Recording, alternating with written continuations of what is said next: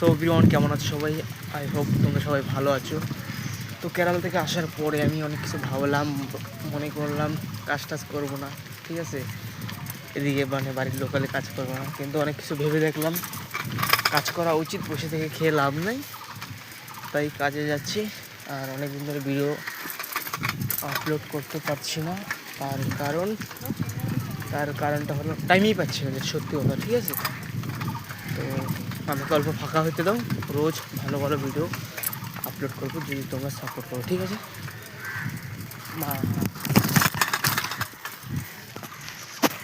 আজকে ভিডিওটা এমনি দেখা হচ্ছে পরের ভিডিওতে। আর কাজটা হলো কিসের কাজ সেটা বলা যাবে না, কোনো কাজ ছোটো না, সিলিংয়ের কাজ প্লাস ওয়ারিং, ঠিক আছে। টাটা। খাওয়ানো হচ্ছে।